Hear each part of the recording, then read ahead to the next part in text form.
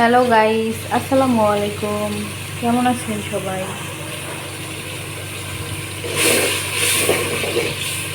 Current চলে গেছে, generator শব্দ হচ্ছে।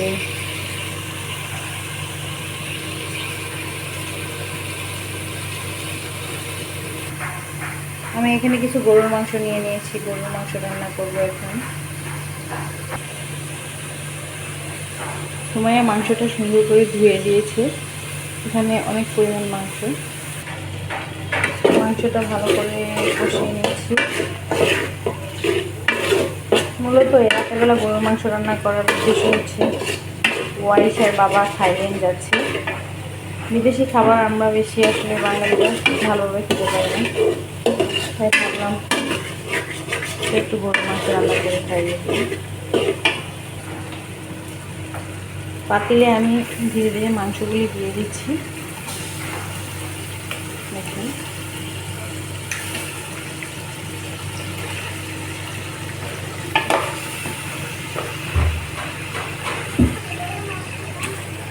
গরুর মাংস রাঁধতেছে, আমার মেয়ে বলতেছে আম্মু তো রান্না করতেছে, তাহলে কেমন হবে। এখন কি যেন দেখাতে আসছিল আমাকেও।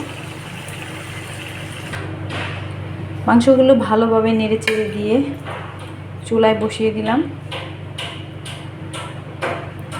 আমার মা মাংসতে এত বেশি পানি দিতে পছন্দ করে না, ওনারা বেশি সুন্দর করে মজাতে পছন্দ করে।